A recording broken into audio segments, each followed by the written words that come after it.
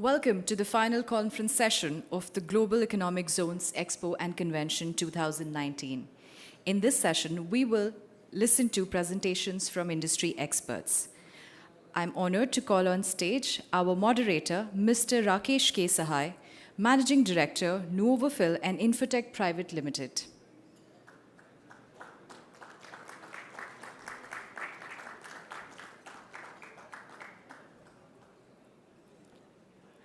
Please welcome our presenters, Ms. Vinita Hariharan, Lead and Public Policy Expert, World Bank. A round of applause, ladies and gentlemen. Mr. Shashank D. Shende, Joint Development Commissioner, Kandla CZ India, rejoining us on stage. Well, we'll move further. Mr. R. Preston Martin, Co-founder and CEO, Adrianople Group.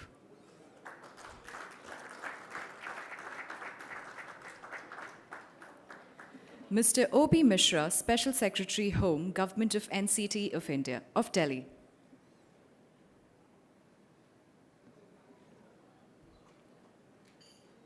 Mr. Harit Mohan, CEO and Founder, Significant Information Solutions LLP, India.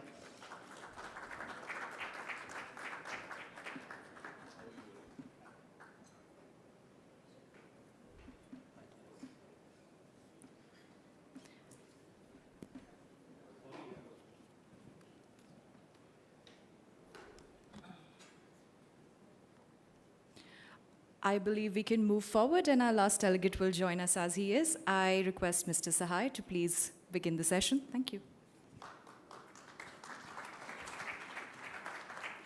Thank you, Mrs. Sinha. You have been very nice giving the presentation to all the speakers and the chairperson. Ladies and gentlemen, this is my pleasure that I have been decided to be chair for this session. And the last session, we have a lot of panels, which is represented by the government as well as the private, and we have Mr. Martin as well from abroad who will share, the various zones. He has got a lot of experience visiting various zones, so you'll have a good knowledge about it. So to start with immediate, I have the first and the foremost is Mr. Harit Mohan, the CEO and the founder of the information system. Harit actually, you have been listening all the policies and various matters, but here now he is going to talk about this IPR, and he has a lot of experience, and he has presented papers at various places, regarding this IPR. And we are lucky to have him here. And introduction, I'm just skipping at this moment because his presentation will let you know exactly who he is. And it's a very interesting presentation which he has made for all of you. So, ladies and gentlemen, please welcome Hari.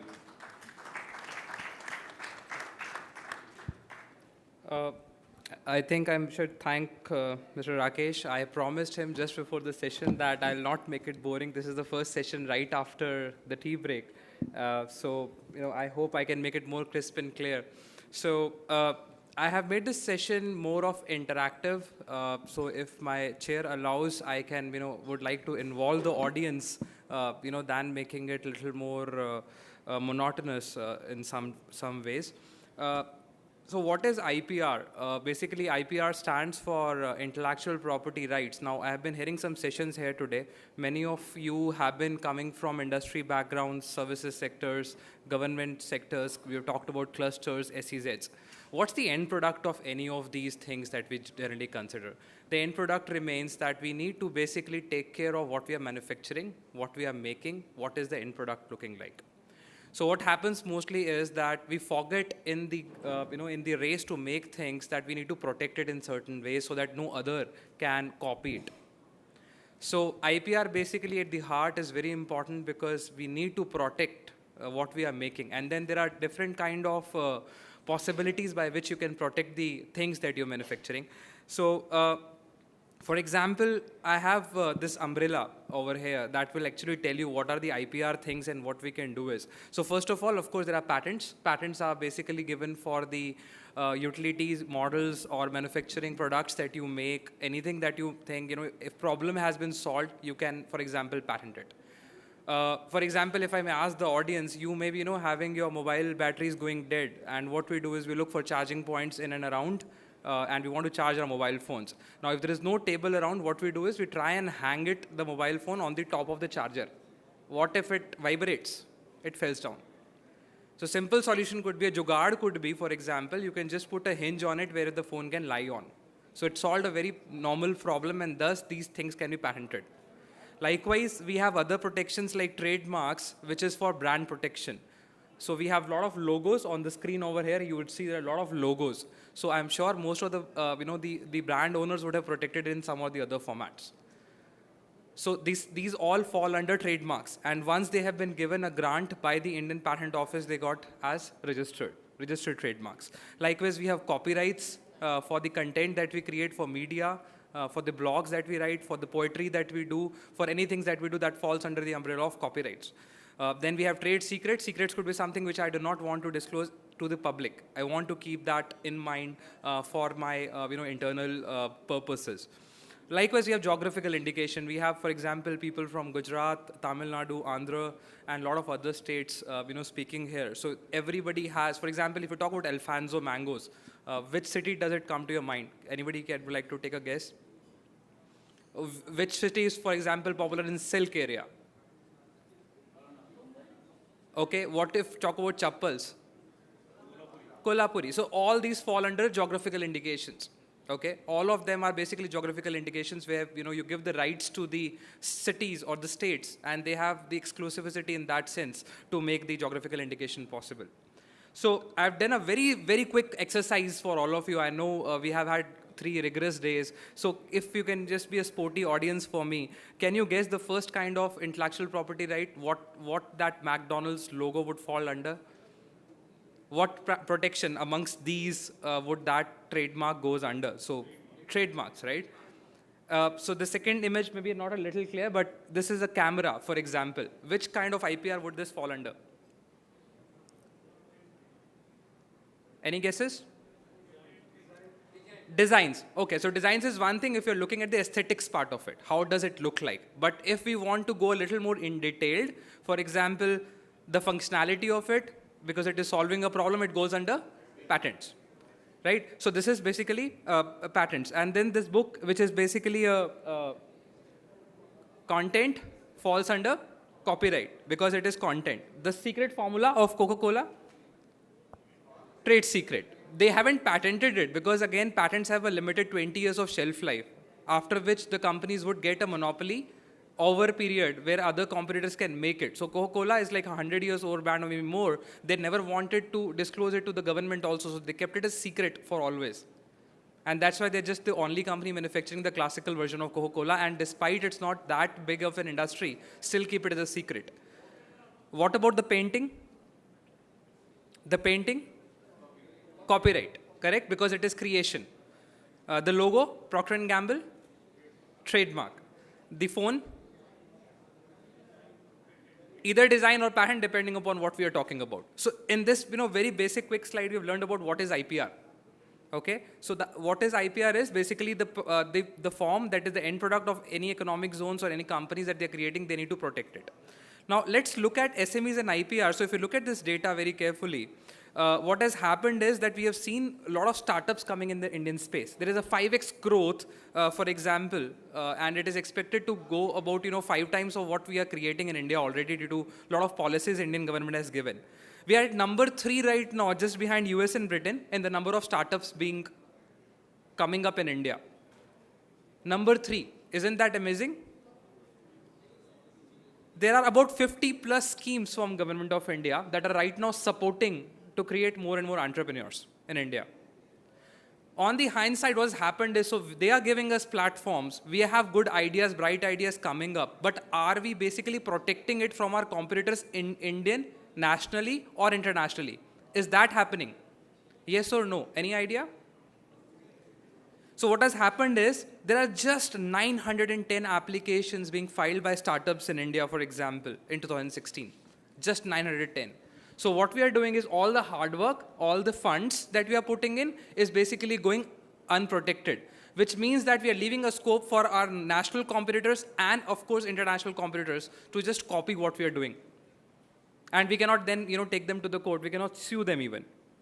Likewise, 16% of the startups only file the applications. This figure is disheartening. I mean, if you see the last number over here, you see only 29% of the patents being filed in India are from Indian origin. What does that mean is outside companies like Unilever, Procter & Gamble, Apple, Samsung, they are protecting their IP in India, while the Indian manufacturers are not doing that sufficiently. So this leaves a lot of scope for Indian and international community to kind of poach in into our IP, into our inventions, into our ideas. On the other hand side, there is one encouraging figure I should also share, that we are very conscious in protecting the trademarks that we brand under. So 85% of the trademarks being filed in nationally are basically from us. But we are not doing the same thing when it is coming to inventions and IP. This is the data from IP India.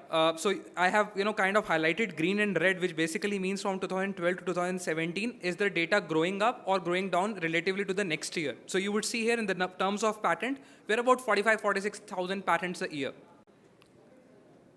Out of which, in the last slide, I told 70% are from international people, international companies, not Indian companies. In the term of designs, it has slightly dipped down this year, but if we can neglect it, the difference is not that much. We're still growing that. Trademark, we are aggressively, all green pattern in trademarks. Geographical indications, the thing that where you guessed about Alfonsos and Kolapuris and all, we are still doing it right. Copyrights, I have 2 years of data, we are growing in that sector also. So overall, it's a green kind of table, but we need to do it aggressively because this is still, we are at number 10 or in the top 10 only. And out of those top 10, 70% are still being held by the international players, not Indian players. So there is a very, very, very important need. And do you think that IPR is not happening in India? We may be wrong, because the recent case studies that I have, for example, if you have known, there is a car, Prius from Toyota. If somebody have gone abroad, have heard about it, they do a battery vehicle, the hybrid vehicle, which drives on battery systems. Now, this happened in India. Toyota has Prius car, which is, I think, they are already commercializing from late 1990s globally, while we have an Indian company by the name of Prius. So Toyota and Prius went into war for the trademark on the usage of this name, and the Indian company won. Why? Because the trademarks are geography-specific rights. So while internationally they are using it much before us, but they never protected the same brand name in India, thus leaving a scope for Indian companies to cope into it. In the pharmaceutical sector, for example, Bayer has, the drugs, the medicines that we take, they do it, and there's a generic manufacturing by the name of Ajanta Pharmaceutical. So they were doing the actual drug, and they were making the copied or the generic drug. After 20 years of copy, we won the case. Because then the picture came in that we can manufacture at about 1/10 or 1/100th of the cost as what the German companies can do. TVS versus Bajaj, I hope we often who have driven bike would know the DTSI engine technology that we have in our bikes. So this was a very hot and media-related case between TVS and Bajaj. Bajaj won the case for using the DTSI engines. Vodafone went in case with the organization where the Javed Akhtar is basically the chairman. So Vodafone and Idea are basically playing some music. They're not paying the royalty. So we have Vodafone apps and all right now available. They haven't paid the royalty to the artists. So basically being sued, and then Vodafone has to end up paying 2.5 crores for just using the music that was created by Javed Akhtar and company. So all happening right now in India. What we need to do is, it's kind of an appeal from the stage that we need to protect our IPR. No matter what we are generating, we should know how to, protect it. There are a lot of challenges. We don't know it. There is a competition involved. People think it's financial constraints. No, not at all. I think a single patent application in India, if it is being done by an inventor, a solo inventor, just costs about 1,600 rupees. By a startup or SME, it's about 4,000 rupees. By a big corporation, just 8,000 rupees. So it's not much deal about it. So we cannot say the government hasn't subsidized it. So we are doing that already. But we still need to boost up our R&D so that we can match up to what foreigners are doing in the space. IP-related issues are there. People are still not aware how to protect their IP. Thus, after some time, some months, some years, they end up losing to the foreign companies. So, of course, you require a lot of in-house trainings. You need to educate your staff, your scientists, your inventors, your production people, your manufacturing people, so that they know that they're creating something novel, and they should basically reach you or reach the decision makers to make it more inventive. So with that in mind, I will not take, because there's a brilliant panel sitting in it. So that's it from my side. If you have any questions, we can take it later as well. Thank you so much.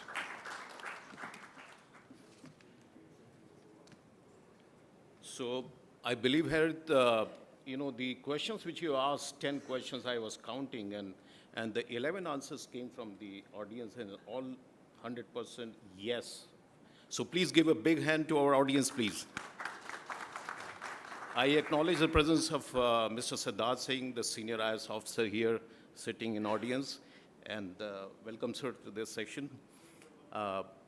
Now, moving from this IPR, as it's a very important matter, which is the India has to take care, as a lot of SEZs or EUUs and the various GTA units are coming out with the products, with the latest position on our innovative India, a lot of schemes are coming up. So in the light of this, it's very, very important that IPR is to be taken care of, and this was a very good presentation from your side, Mr. O.P. Mishra. Yeah. Yes, sir. Welcome to the session now.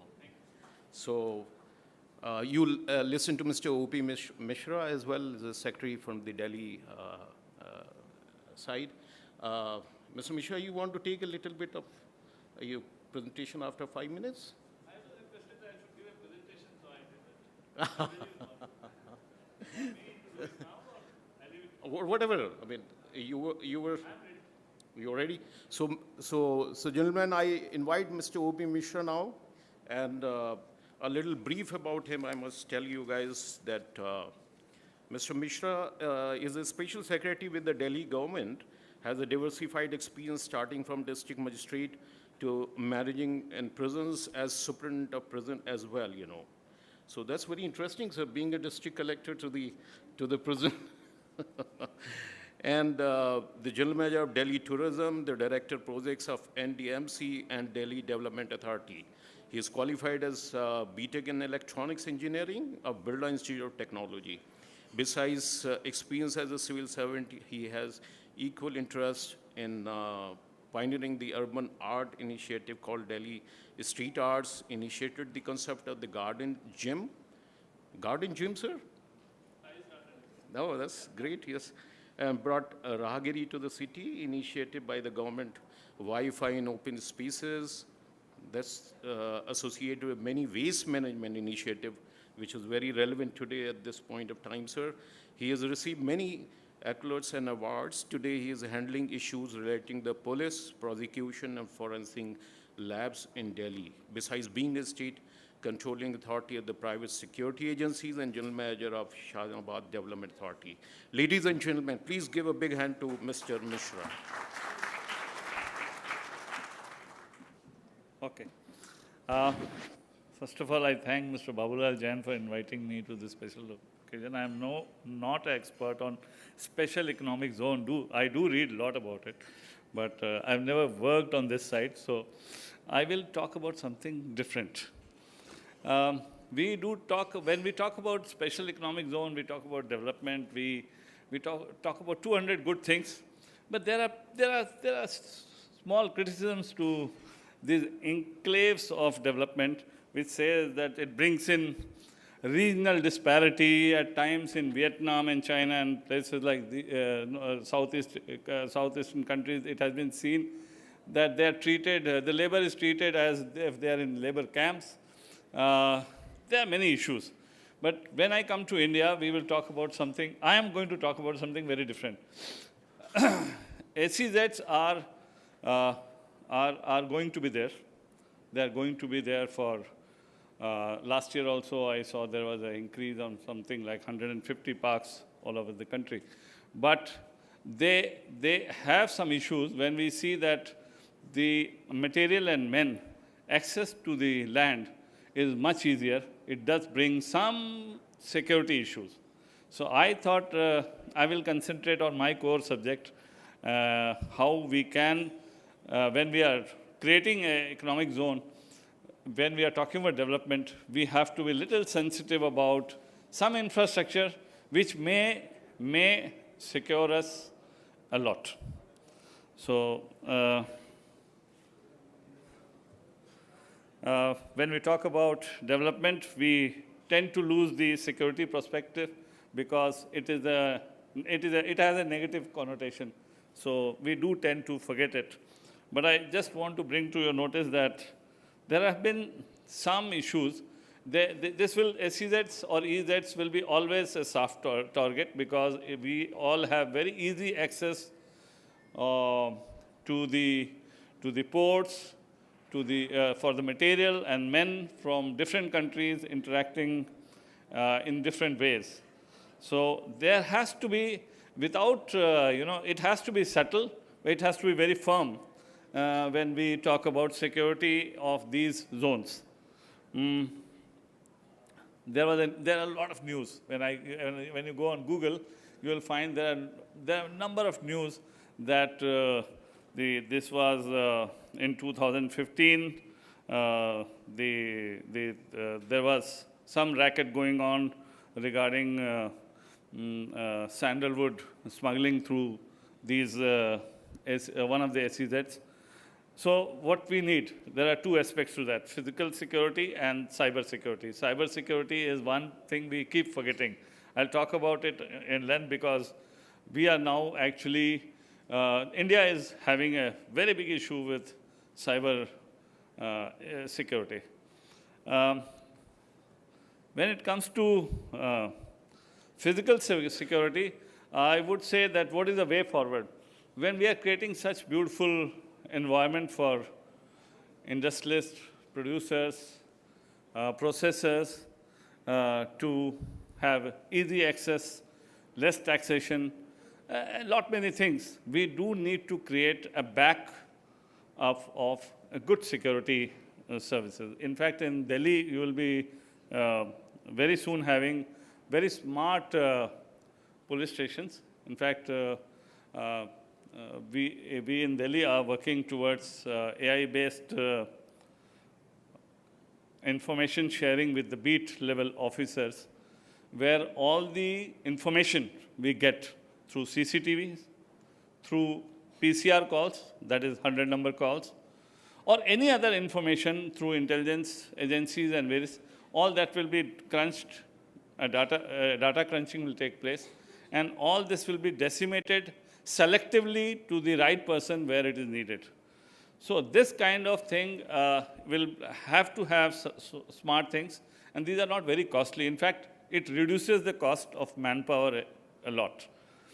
There are various agencies in India which are producing very good hardwares where you can detect very, very small traces of explosives or any kind of contraband. Like in jail, even a mobile phone is a contraband. So all kind of checks are easily available, and these are Indian companies. We don't need a lot of technology from outside to have a nice check on our systems. There are very beautiful fire detection systems, and these are all mostly smart. They are AI-based.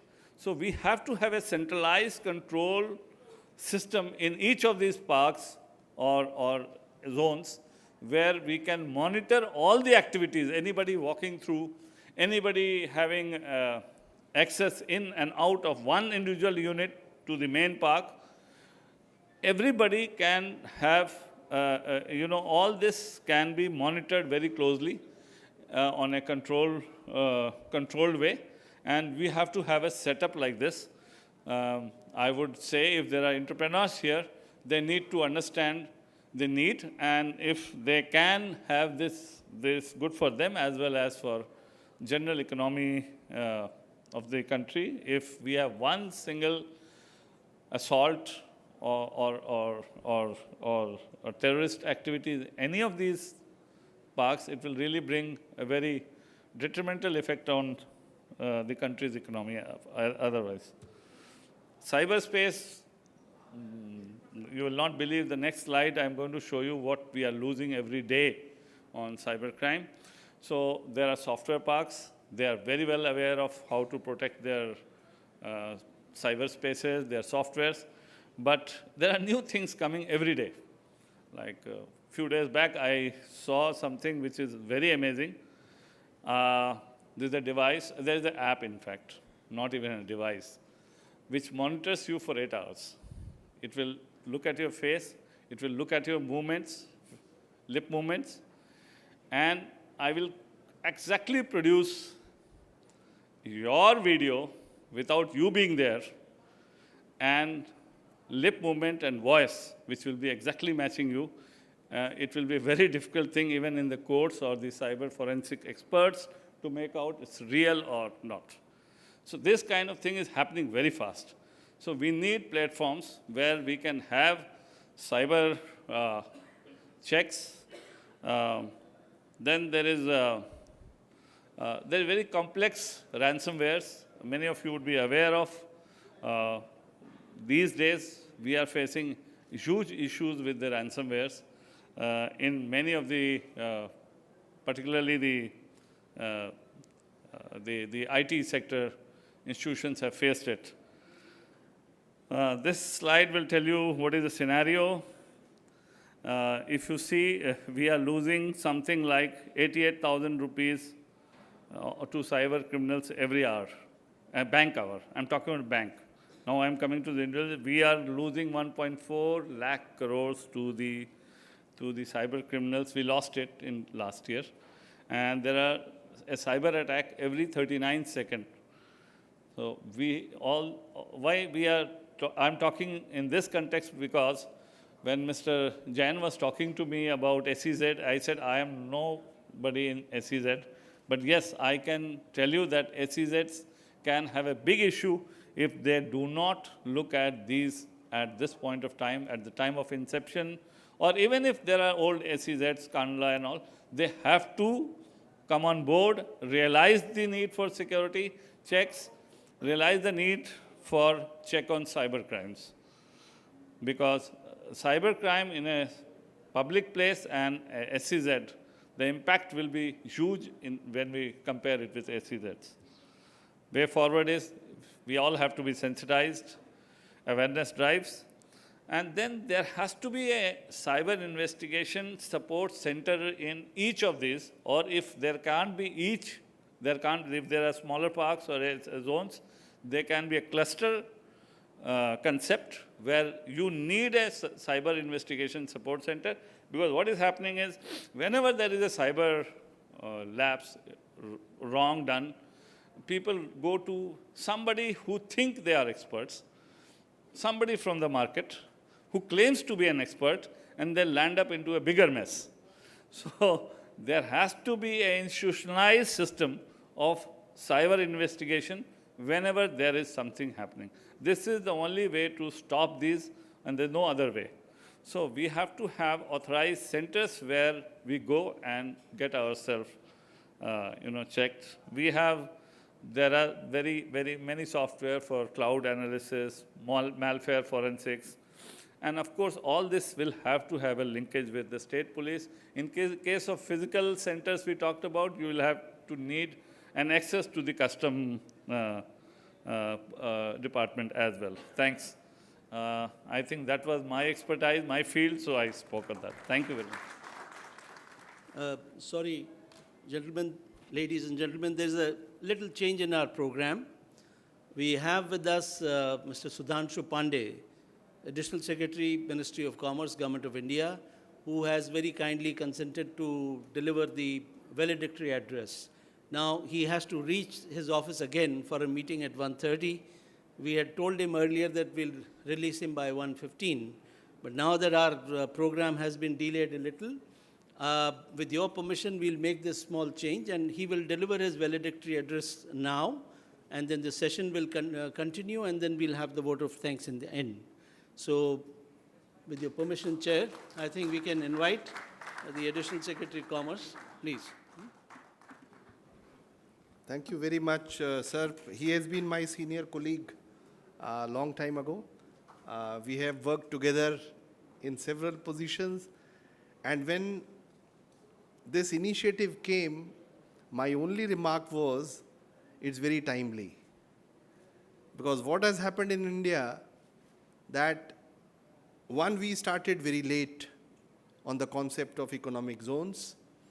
We started with export processing zones, gradually graduated into special economic zones, and then we had multiple variants, software technology parks, special parks, and even though SEZ in India have contributed immensely, but their contribution, in my opinion, has remained suboptimal.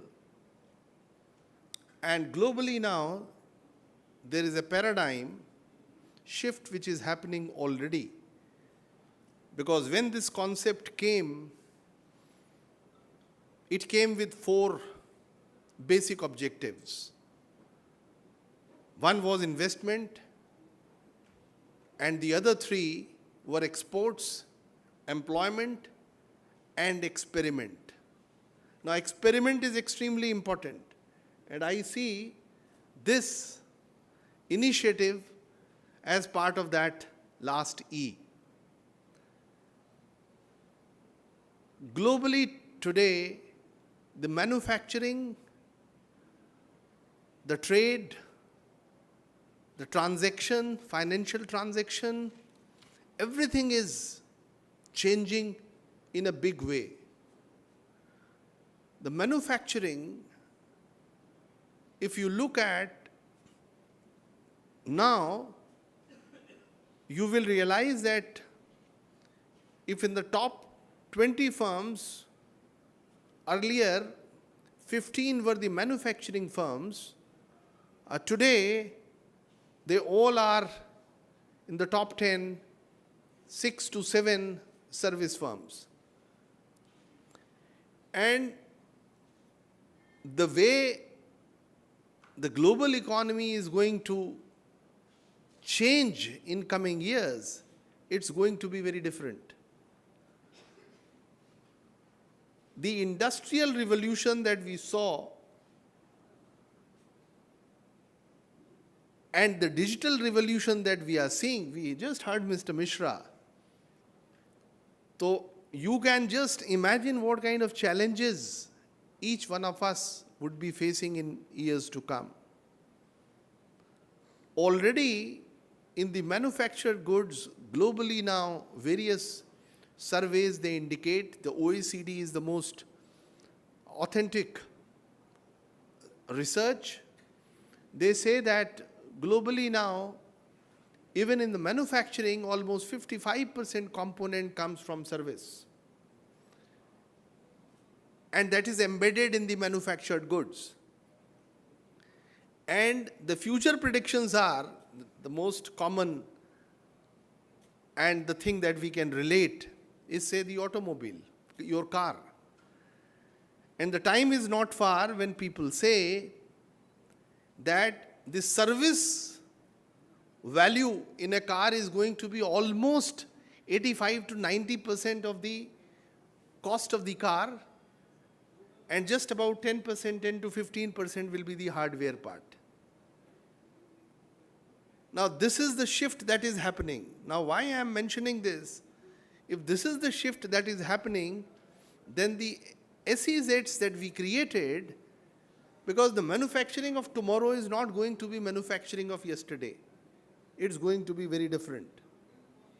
It will be all driven remotely. It will be all driven by AI. And when almost 10 years ago, and we often quote China, and sometimes we quote it for valid reasons. When the AI came, in rest of the world, the threats from AI was being discussed and debated. That AI is going to take away jobs, AI is going to threatening the traditional way of manufacturing and businesses. But what China did, they said, how do we best use AI? I am talking of almost 12 years ago. And they said that 3 Ds will determine application of AI: dull, dirty, and dangerous. They said that anything which for a normal human being is dull, monotonous, and it takes a toll on ordinary human being to perform that function, that is fit for AI job, driven by robots. Dirty, there are many functions in society which, as the society is getting emancipated, none of us would like to do, but somebody still has to do. We keep on hearing accidents. Only yesterday, again, 7 people died in a sewer cleaning operation because of the obnoxious gases that they inhaled.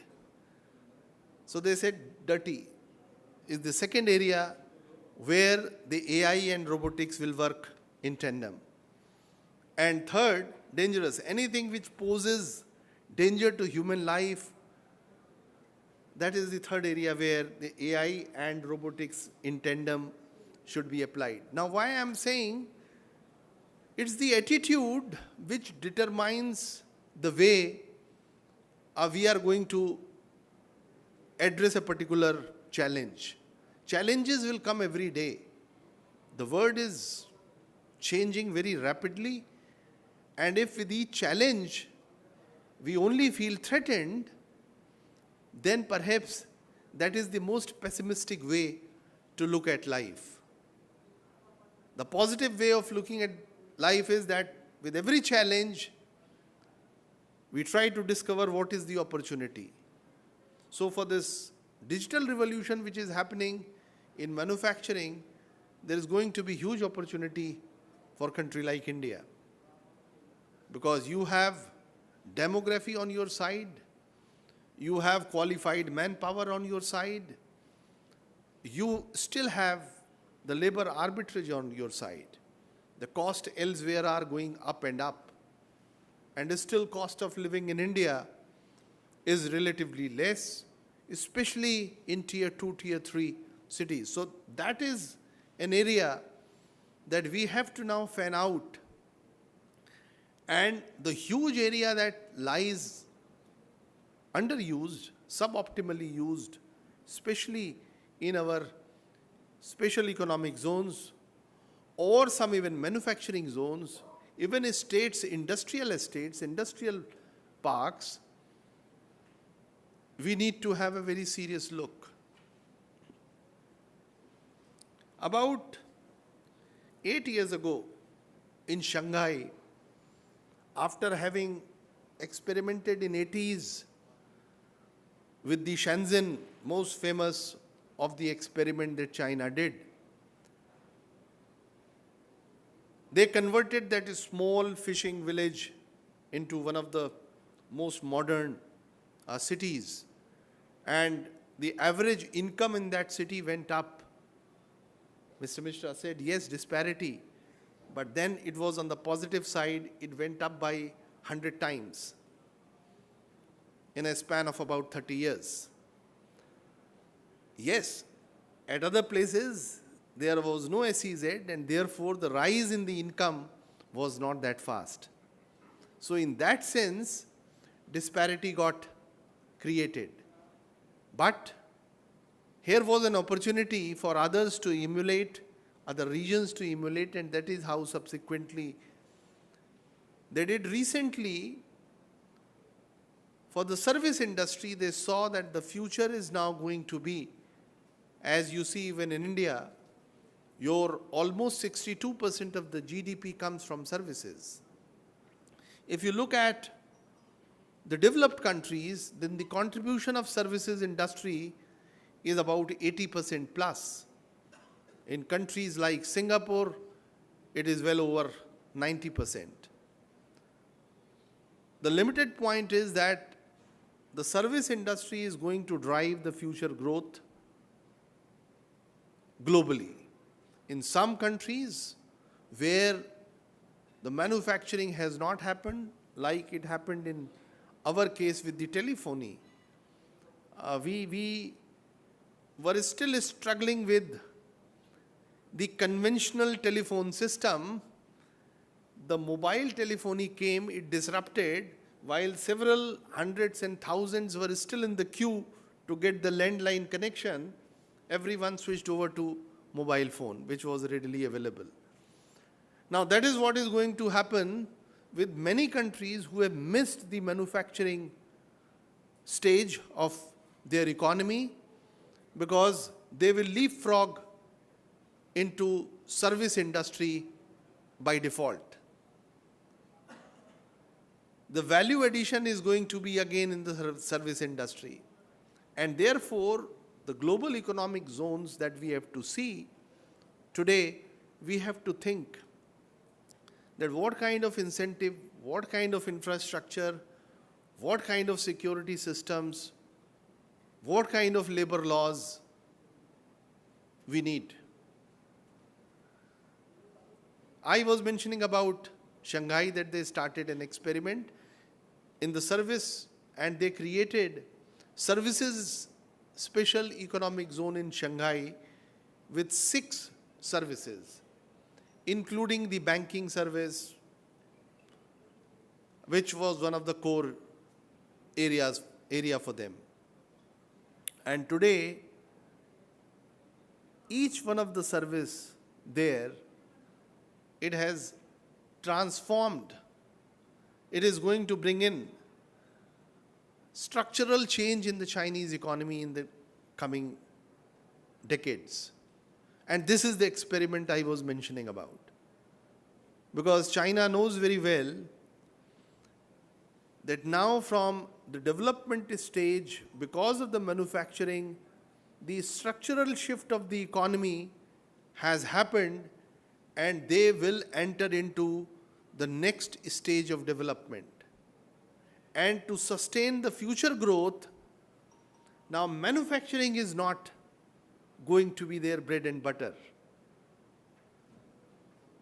You see already surplus capacities in steel, surplus capacity in several areas. They have started posing their own problems in China. And if they had not only started ahead of time towards the new shift, then perhaps they would have been into some trouble economically. But having realized that now they have moved into a stage from where they have to build upon to the next stage, they started this experiment with Shanghai, and this experiment is now going to give them dividends. And Beijing, now I am quoting Beijing in particular, they set a target for Beijing city. Beijing city till late 2000 was less than 40% of the service contribution GDP coming to that city. And they said, for this city now, our target is that we will cross 70%. By 2010, they had crossed 50%, came from the services. And as lately as 2016-17, now Beijing is well past 60%. It is going to touch in terms of services contribution to around 70%. Now why I am saying so, this initiative which someone has started is very timely. And policymakers, industrialists, state governments, everyone has to think where lies the opportunity for employment, growth, economic development in future. Basic manufacturing for India will remain important because we have a strong base of population, and therefore our demand even for consumer goods is going to be very strong. And it's a growing population.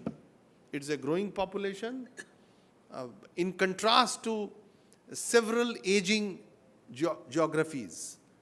So therefore, we cannot ignore manufacturing. But without ignoring manufacturing, how do we integrate the future industry in the manufacturing? That is going to be challenge. I was going through the program, which was very interestingly drawn. It talked about the challenges.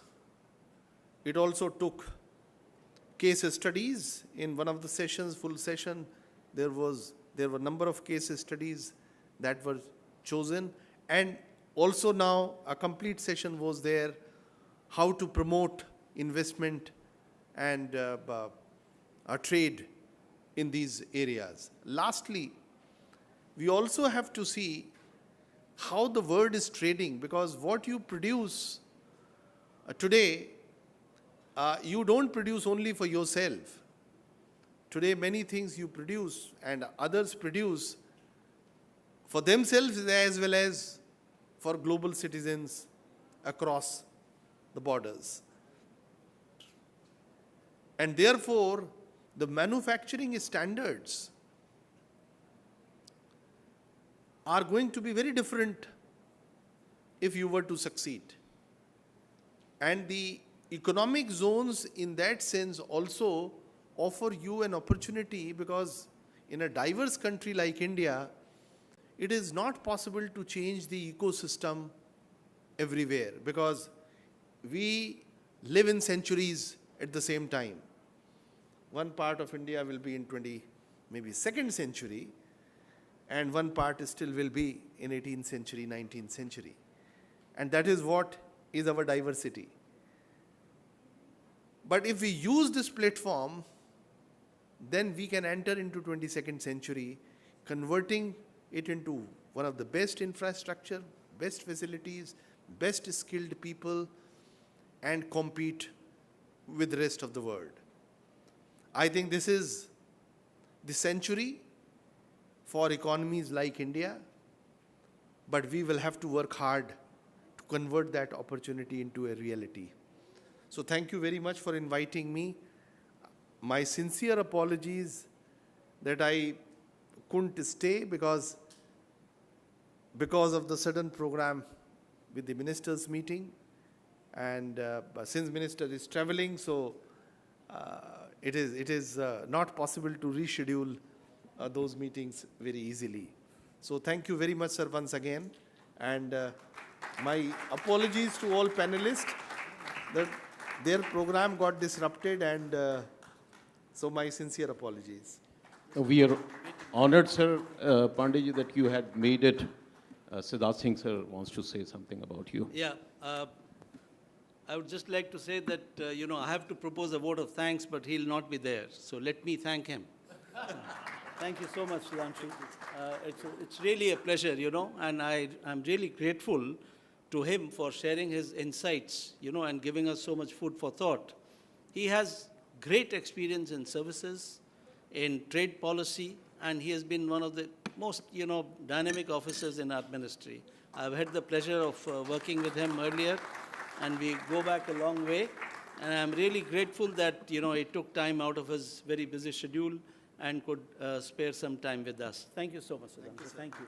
Just a small memento from our side. This was to not remember required. it by then. Thank you. Thank you.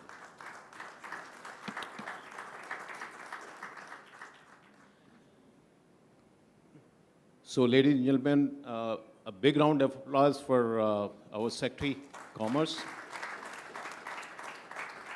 So, I think we have been very lucky, that we have such a great profile of speakers here, and different subjects. Now, I would request the Development Commissioner. No, I want you to speak. Yeah, because the lead. Yeah, so you better, because now the flow is there, and you can talk about your experience on the unit side. I mean, the presentation is not required because you have already given. So only thing, the experience which you have, after talking to the units, that if extempore you can talk. That will be very interesting. I think that has already been covered. You already covered, no? In the units part. Before See, session. I was more interested in slightly from the present presentation, without, if you are not getting bored, as a academic side. We have seen the macro level things in SEZs which are going in happening in India.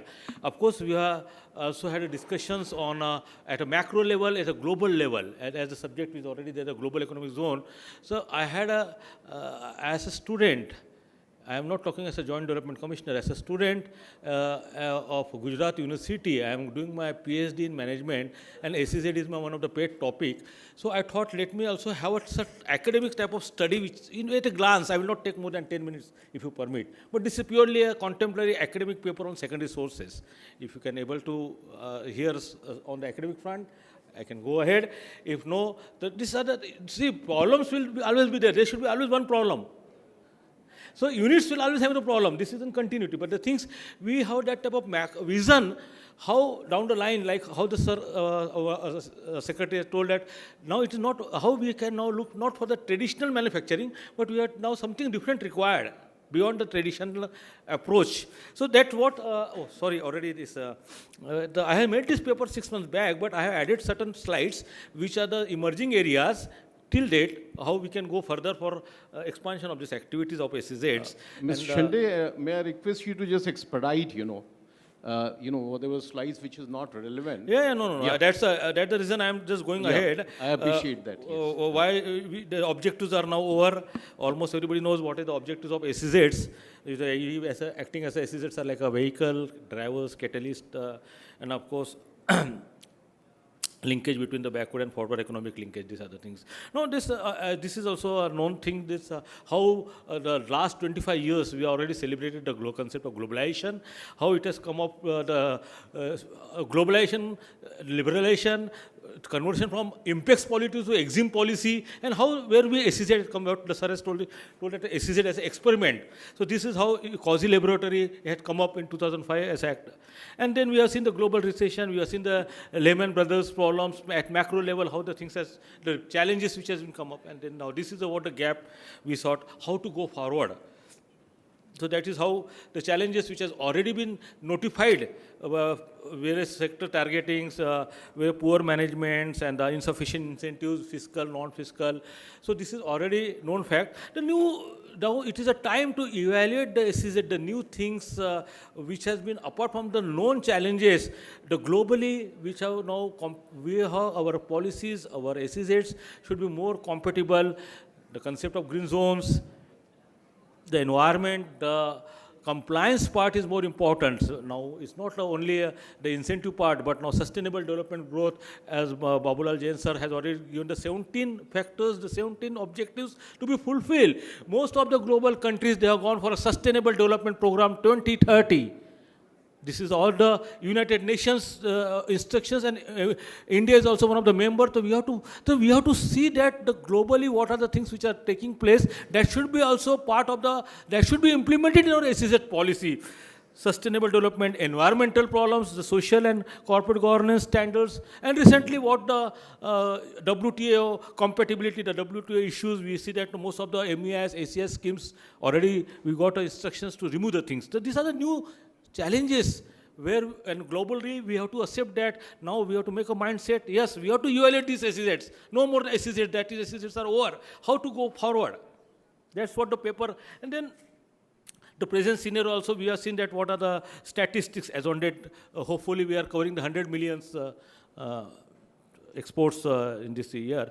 And this is a sample example how we are trained the Indian SEZs in the sector-wise growth. You can see the approach has already taken from the manufacturing to the non-manufacturing. You can see that the growth which has been taken place from the April to December, that is a slightly a 6-month figure. But you can see which are the segments, non-conventional energy, trading, computer, engineering. You can see that one of the serious note I observe as a research scholar is a change of paradigm from labor-based to a non-labor-based. And equally, we have to balance as a social fabric, we have to balance the semi-skilled people, we have to balance the unskilled people, we have to balance the high-skilled people. So all different type of segment, what we are, our India is consisting of various type of India versus Bharat. what right now we are told from the 22nd century to 22nd century. Similarly, we can see the growth percentage in the multi-product SEZs in the government. You can see that the common point, all this Falta, Cochin, Vizag, MPSC, Kandla, the growth, one is because of the good infrastructure, logistic and seaports which are very close to that vicinity of that SEZs. Second is some of the value additions like in Falta, metal SEZs or metal units are there, non-ferrous metals, Cochin, high value jewelry exports are there. So that's how the growth has taken place. So this is what I'm telling, that how the infrastructures and other value addition services are there. And see, academically, I was just going to the SEZ as a global experiences, how it has been taken place from in this recent years, you can say 17, 18 and 17 that. Shenzhen already you said, and paradigm from developed nation to developing or less nation. This is always the concept of China. I was going to that article, China plus one. China 1 plus, China 1 plus policy. That means every Chinese unit in China, he may have another one unit in the other part of Asian nations, either in Vietnam, either in Philippines, or in Lagos, or Cambodia, and they're just trying to make that you can say, different units from China into other part of the nation. And of course, the biggest threat, this is the part of like how opportunity and threat, the biggest threat for India is also the China's inclusion in their concept of Belt and Road Initiative, where almost 69 members, more than 70 members are the members of that BRI project of China, and this is what one of the biggest, you can say, challenges for Indian SEZs, the investment they have gone and the employment generations with this concept. Similarly, the Japan, their projects, Thailand, Oman, Qatar. So I mean to say, this is what the other countries have gone for a global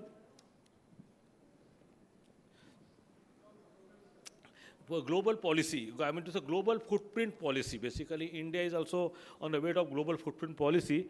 And this was mostly the research was related to the projected investment, projected employment, projected segments, administrative and economic control, reforms. And almost most of the studies has been taken place for all these different topics related to that. This study was taken place for this about 35 countries like Asian, Vietnam, Indonesia, Laos, Cambodia, East Asia, China, South Korea, South Asia, Pakistan, Bangladesh, Nepal, Sri Lanka. So these are the various, and mostly the focus was on the African countries also as well. We can see the different nations and other like Latvia, Poland, Kazakhstan, Mexico, Belgium, everyone. So these are the various, what the development which has taken place in the 2017, what I have seen that how they have been changed places, the administrative reforms, the policies, and the projected segment, you can see the sectors. So I mean to say, overall various sectors.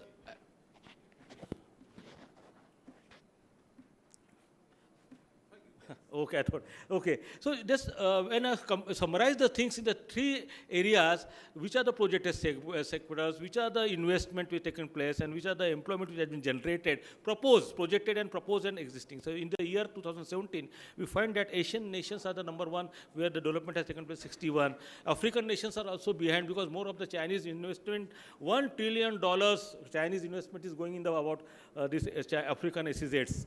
India also has a good development in recent past, 35 SEZs, as I told you, in manufacturing various products, services. So this is how the employment also projected for different nations.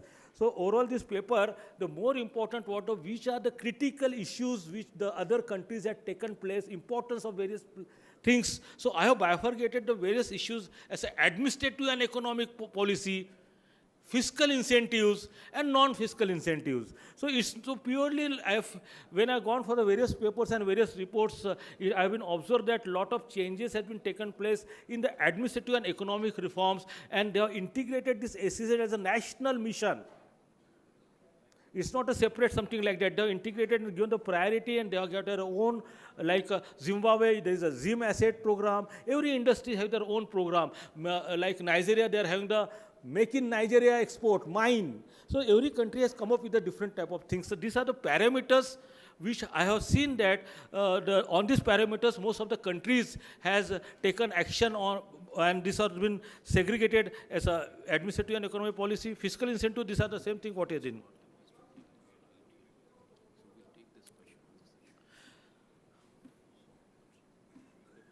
Okay. So this is what the study has given me, the different aspect of research gap between India versus rest of the different group of nations in terms of administrative economic reforms, fiscal and non-fiscal, where we rank in somewhere in second rank in administrative and economic. In non-incentives, non-fiscal, we are ranking in third. That is what I feel. The conclusion, I'm just concluding the things like, which is a purely SEZ, there was a big question mark whether it will be continued or not. Yes, it will be. And we can do it in a successful way. That's why I'm having a very strong faith that the concept which has been globally accepted as an economic tool in India, it will be a day will be there after a decade. We'll see in the different arena. The global footprint policy also we've seen that in China, Japan, Thailand. Similarly, India, we have gone for a Chabar airport. We have gone for a Sitwe in Myanmar. We have gone in some airport in Sri Lanka. So we are also equally planning. The Act East policy is there. Northeast segment is there. Japanese, they are going for this. So I mean to say, these are the various SEZ is not anything copycat phenomena. It should be a geographical, it is a tailor-made, my country's requirement. So this is my country requirement. So that's the SEZ policy should be a customer-friendly, the tailor-made policy. And some of the new areas, service SEZ already we have discussed. So recommendations, this is the study recommendations. These are the 4 or 5 recommendations what I said. So now this is the high time to think on this subject, focus on the high technology, like defense, aviation, nanotechnology, drone areas, adoption and strategic integration of digital technology. The most important what we are facing, every state we are facing about the suicides of pharma. It is already in the policy. Now time to think about the contract farming, restoration, soft skills, technology, other forms. Of course, another recommendations were already there, which are the WTO compatible, how to avoid if the things, to identifying the collateral area, how to find the incentive for warehousing, less insurance premium. These are the alternatives for WTO compatibility. Thank you. And thank you.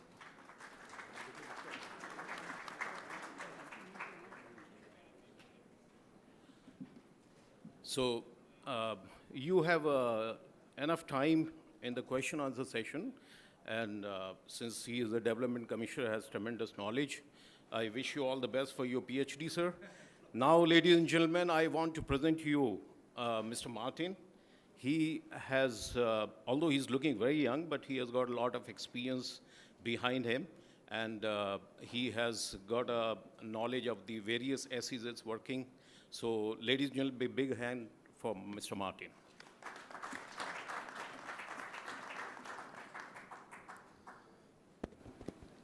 Okay.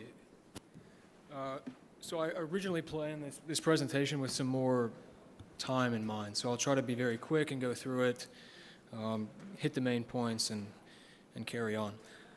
So why is business intelligence important for special economic zones? Business intelligence, why is it important? It's going automatically. So I'm sure at this point most of you have heard of business intelligence, or BI. You've probably come across it before.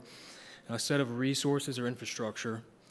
It takes business data, breaks it down, analyzes it, and produces actionable information. It allows you to take advantage of otherwise unrealized business opportunities. And it's applicable across all industries and sectors. But why focus on special economic zones with this context? And I put the glasses up here because BI is like a good pair of glasses if it works. And you could probably still walk around, you can get in your car, you can drive to work, you can get things done without the use of glasses. But when you put them on, it adds a layer of definition and detail that you cannot get otherwise. So it's very useful from that perspective.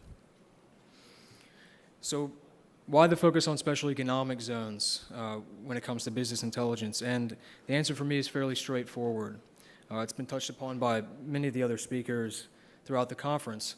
And it's, quite honestly, we live in a very complex world with accelerating technological growth, globalization. It's expanding business opportunities around the world very quickly. And the rate of growth is only getting faster.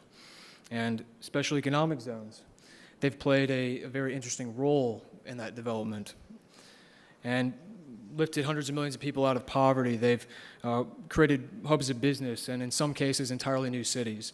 There's a massive amount of potential. They're laboratories for better policy. They offer all kinds of incentives and advantages that, if exploited, if used well, they have amazing results. So if these zones want to tap into their true potential, if they want to evolve to the next level and to the next era of industry and trade, they'll need good business intelligence to reach that stage, to reach that point. Now I'm going to really quickly go through two case studies to kind of highlight and illustrate the importance of this here. And the first is the Honduras ZA program, or Zones of Employment and Economic Development. Honduras, as a country, is low middle income. It has pretty high levels of economic inequality, for I think the highest in Latin America, very high murder rate. There's lots of issues, demographic, geographic, present in Honduras that can be fixed with good policy, better governance, rule of law. And the ZA program proposed to fix that by creating special purpose economic zones along the coast of Honduras. And these zones, while still staying within the framework of the Honduran Constitution, they were de facto independent. They had legal autonomy. They've used the term startup cities, charter cities. It goes back to 2012. The idea itself here isn't new. It's just very privatized. And they were proposing to bring in private developers from all over the West to come in and develop new cities that Hondurans could live in, work in, etc. They had vision. They had international backing. They had supported the president, the National Congress, the highest levels of Honduran government. They had all the teams arrayed, Nobel Prize winning economist Paul Romer, a number of other economists from the United States. So they had the dream team as far as getting a zone program set up and installed. And they expected it to become the Hong Kong of the Americas. They drew up these great plans, and you can see these nice photos of what they expected it to be.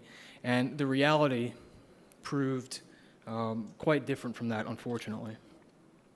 So as of 2019, the zone program, it lies fallow. It's not working. There's been little to no development. They subdivided the land. They got the legislation passed.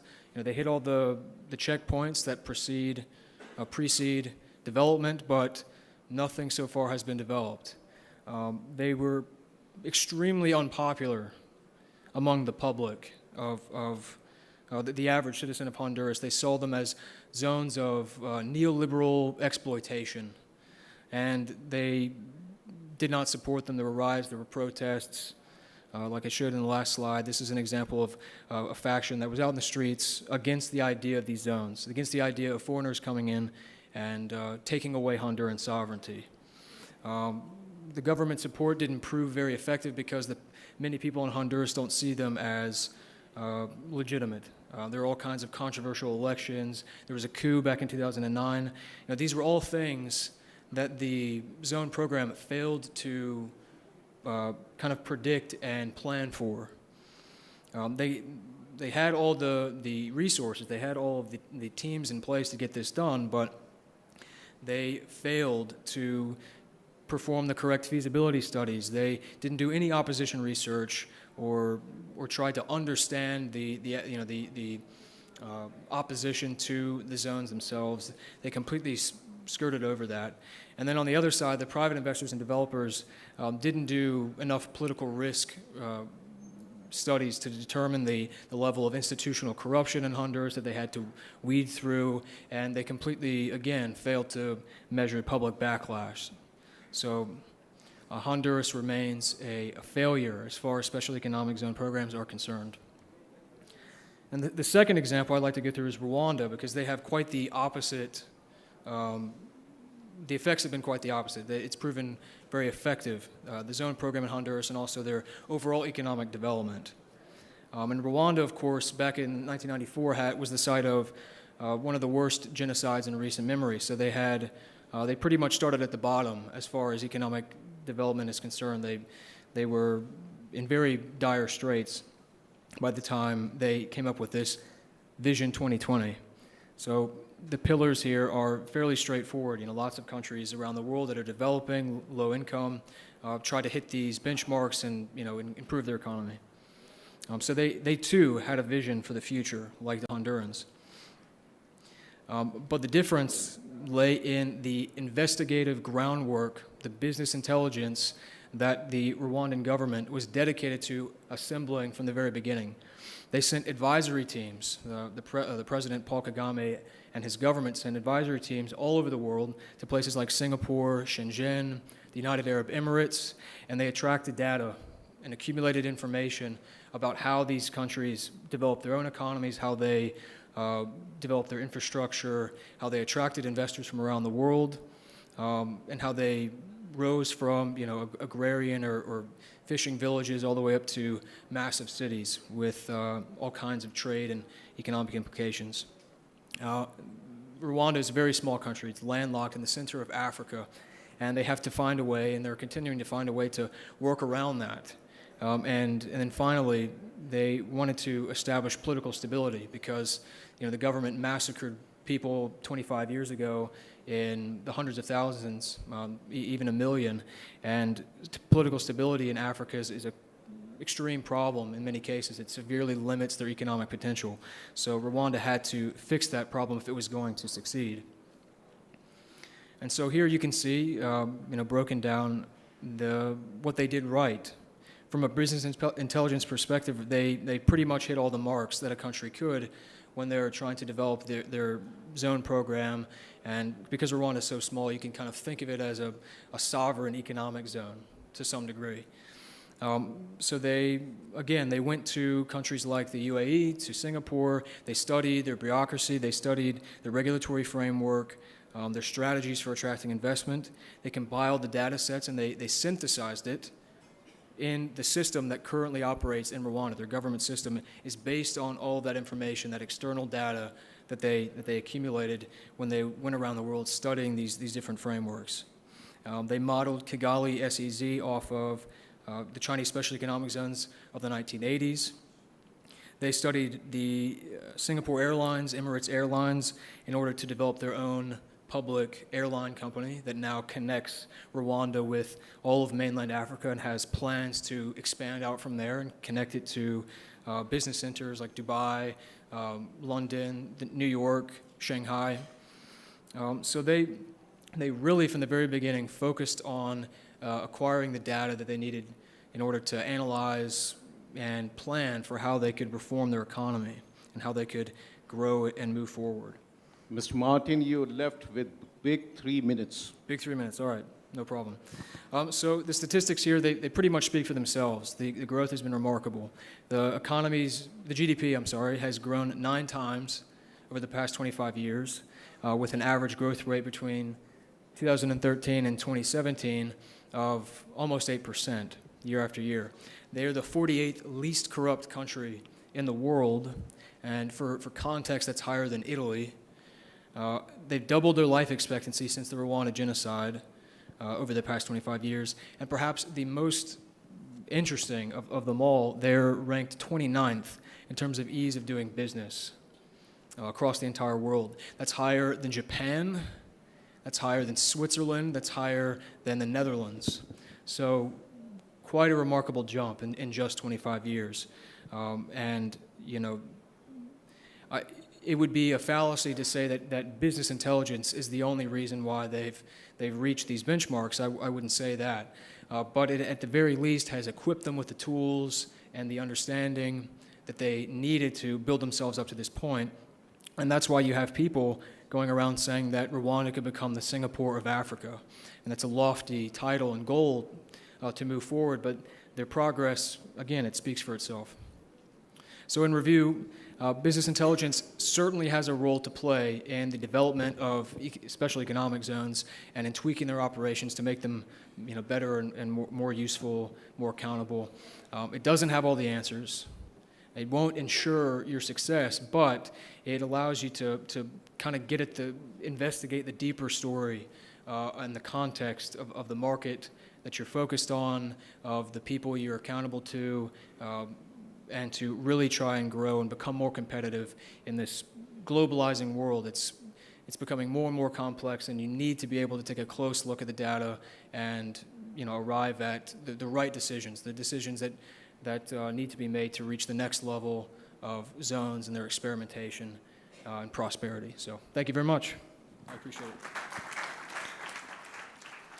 Thank you, Mr. Martin. It was very insight of you, and we got a knowledge about the other SEZ as well. But few questions will come from the audience a little later. Now, ladies and gentlemen, I would like to present the last and not the least, my trump card, Vinita. Vinita is actually working for the World Bank, and she has been educated in Singapore. Here in India, she has been working with a lot of ministries, and she will talk to you about not the real SEZ policy as such, because you people have by now done PhD on that. So, Vinita, please go ahead and introduce your topic. Yeah. Thank you very much. A good waiting period, but it was worth the while listening to so many illustrious speakers before me. This is the last session between me and lunch, so I'll just go straight away to the topic. So we're talking about SEZ policy myths and drivers. So I would like to first demystify certain truths which have been associated to lead to success of SEZs, and also look at certain policy drivers which actually lead to the success of SEZs. And this is taken from a research done by a Competitive Industries and Innovation Program in association with the World Bank Group. And it's based on an analysis of 346 zones in 22 countries by the CIIP in partnership with World Bank. So this is a research study, but I thought we should go through it together to understand what exactly works and what doesn't work. So what are the myths? So first, myth number one, SEZs catalyze economic development in the surrounding region. Well, actually not so much. So SEZs have a non-distinct economic trajectory relative to the countries in which they are located. And most zones have resembled their national average in the end. So, and the positive effects of the zones actually go down, 20 kilometers down, it decreases, and then there's a diminishing marginal utility, so to speak. And 50 kilometers down the zone, there is no effect at all of the SEZs. So why I've put two pictures of Shantou and Shenzhen is Shantou has different economic belts as SEZs, whereas Shenzhen, the entire city is an SEZ. So should we look at different zones, or should we look at declaring a city, entire city as an SEZ? Like we have the Amravati, perhaps could be another SEZ, so to speak, or maybe the new Raipur is a very good city, which can also be an SEZ kind of on a Shenzhen plan. So myth number two, provision of corporate tax breaks leads to larger success. That's again another myth. Tax holidays actually have no correlation to the zone success in generating employment and exports. And this actually may engender a rent-seeking behavior, by the firms in the zone. So we need to relook at our policies whether tax breaks actually help the performance of SEZs.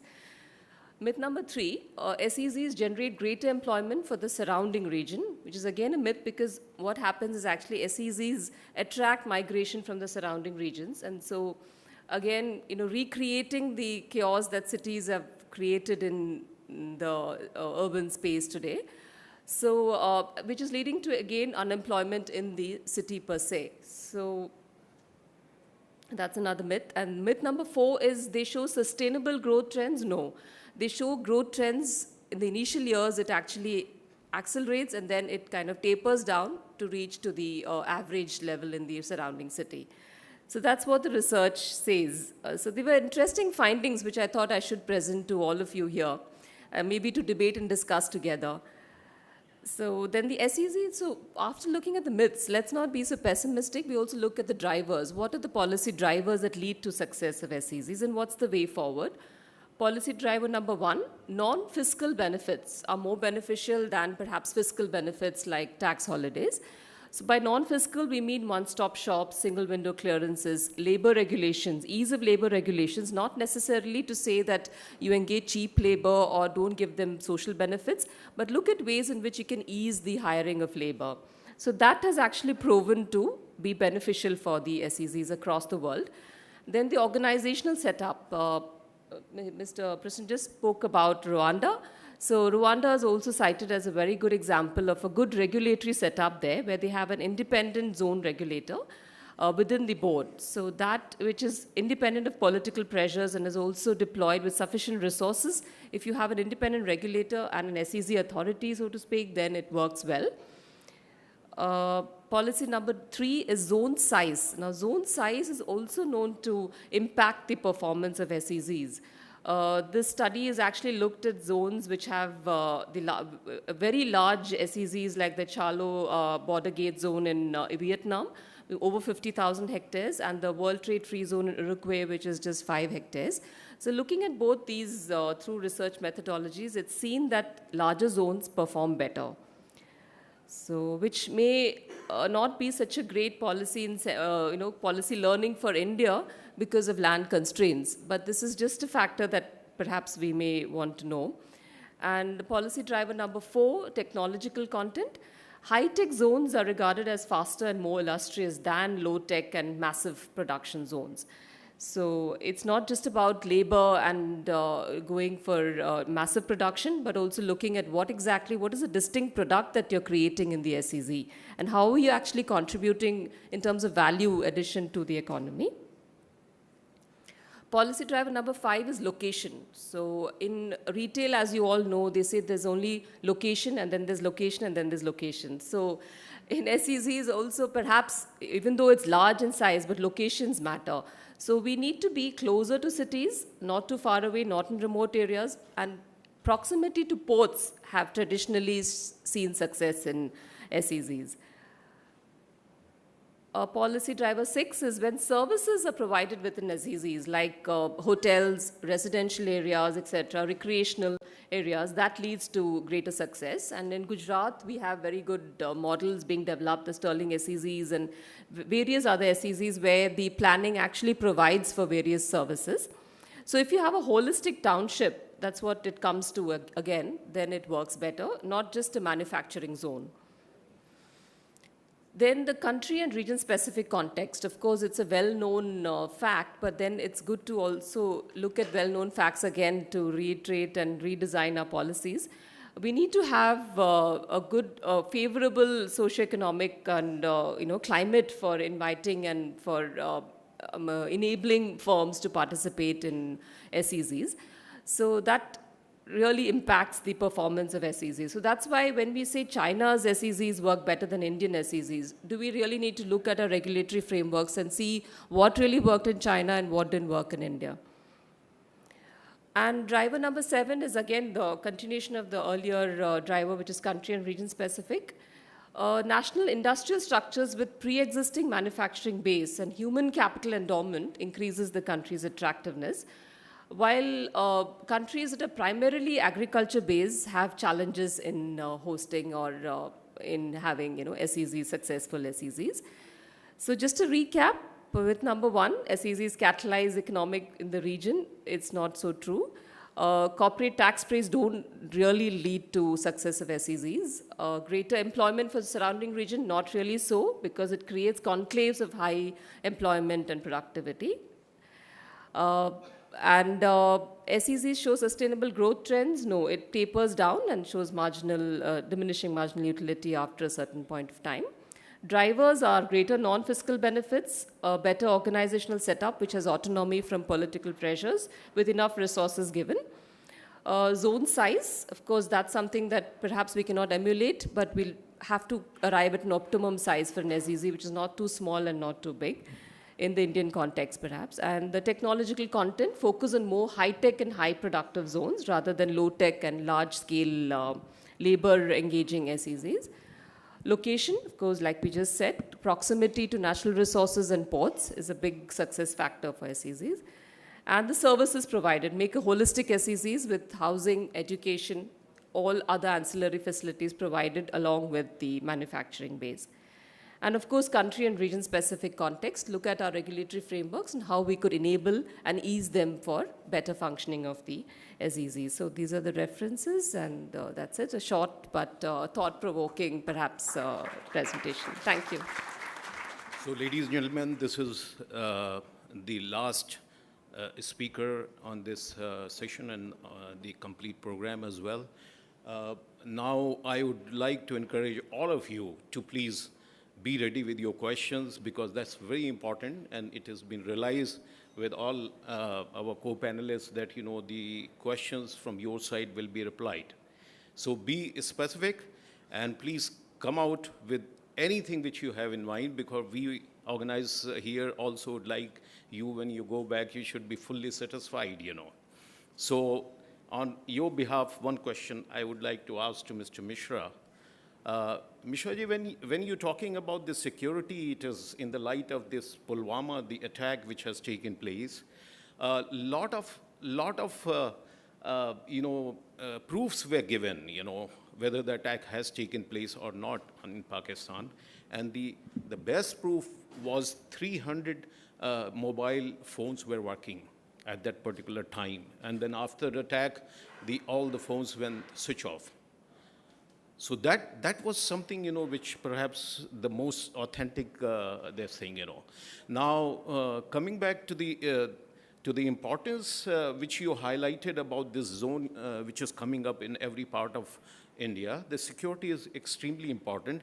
And that reminds me of independence, you know, with Sardar Patel, you know, had gone and met all the princely states, you know, where there were about 500 odd is equivalent to the zones which we are going to have now, equivalent.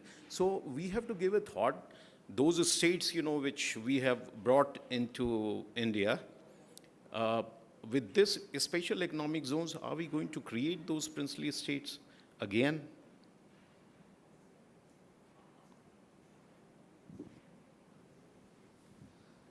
You have the liberty to ask this question, since the Thank you, moral sir. code of conduct is already in force. As a civil servant, I will not like to reply. But definitely there has been issues which, if you read, there is a Oxford University paper on issues of SEZs, not other zones. SEZs having their own sort of sovereignty. They have a sort of sovereignty, whether you go to UAE or you go to Vietnam. In fact, Vietnam, there has been a lot of protest also on these issues. So there could be, but abhi tak India mein we don't have such a issue at all. The SEZs are all within the commissioners who are civil servants, and they are all working within the format of Ministry of Commerce and Industry. Thank you, sir. So on this positive note, yes, please give the mic. Yeah, you have a mic, right? So, Mishra sir, of course. My name is N.C. Shrivastava. I head a civil engineering firm. Designed Udhampur, Srinagar, Baramulla, Konkan Railways, etc., etc. Can you? Yes, of course.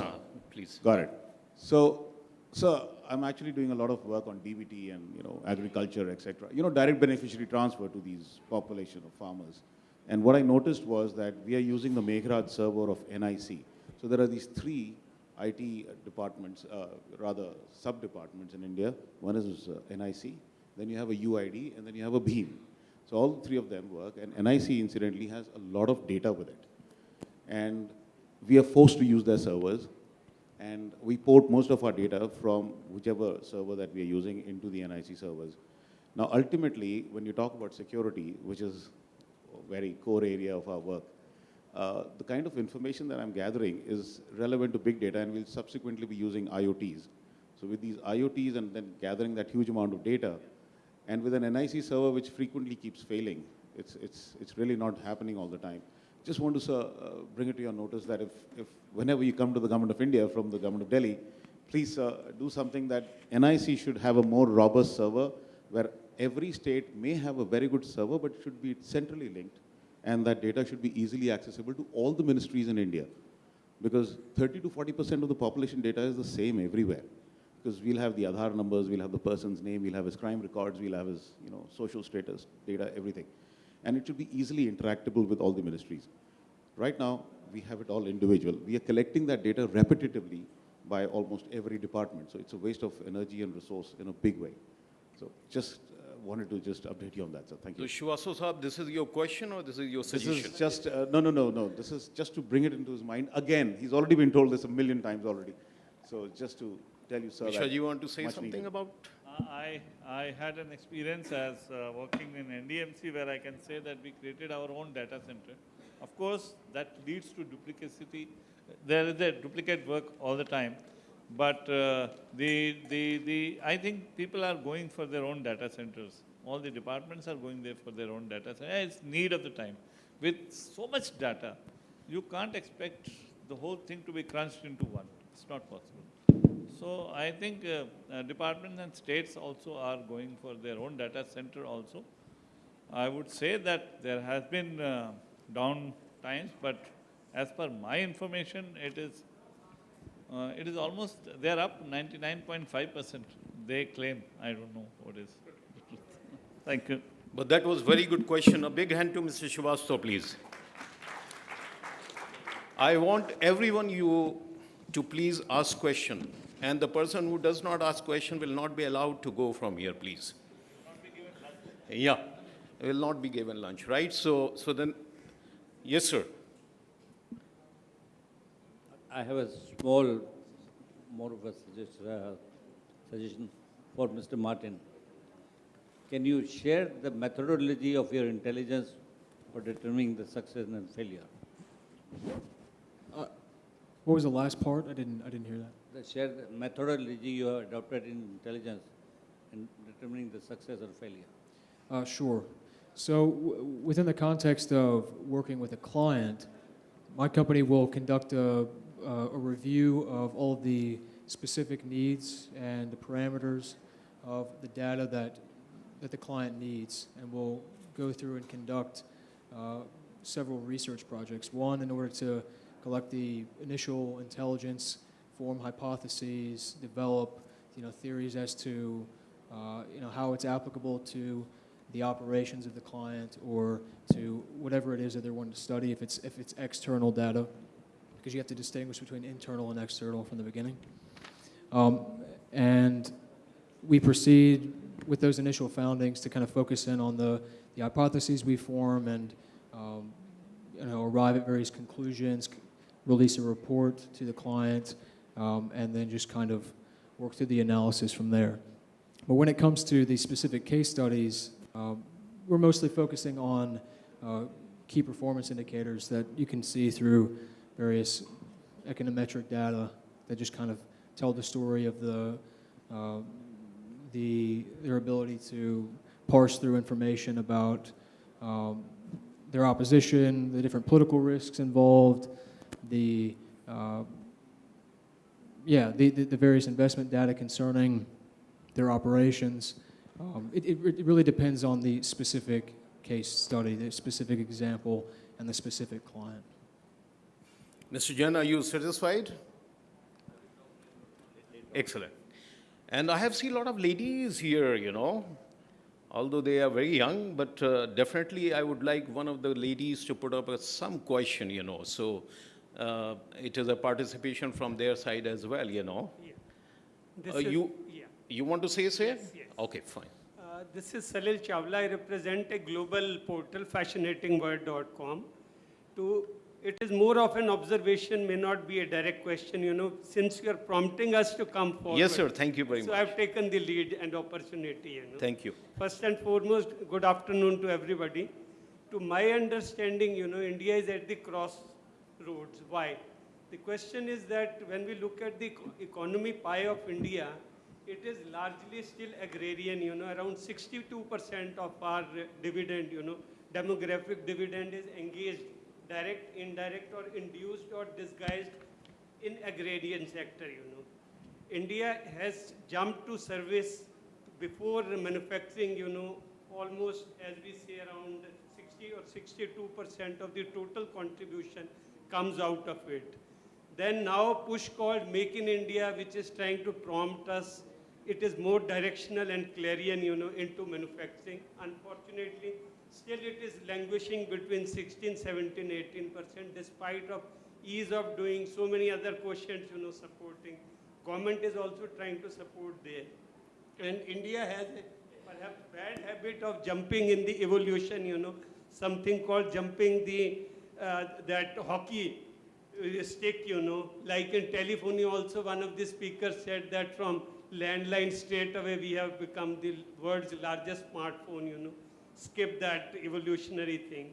Again in this, I think India will jump now because like China is into mass production and globally it is being said the time is arriving when from mass production to mass customization is the need of the hour, where in India because of being the global software power, powerhouse, there is a good opportunity which is steering us positively to Very get good point. into it. But where Mr. is it Sinha, all make a leading note of us? Mr. Chawla. Next year, he'll be one of the speaker here. Thank you, sir. Yes. Anybody else, please? Sir. My name is P.K. Rastogi. Rastogi, sir. Mr. Hari Mohan talked about the patent design and trademark and geographical indicators. Unfortunately, not enough is done to create awareness. Especially when you go to district level or the grassroots level, the level of awareness is very low. I had the opportunity to interact with the Controller General.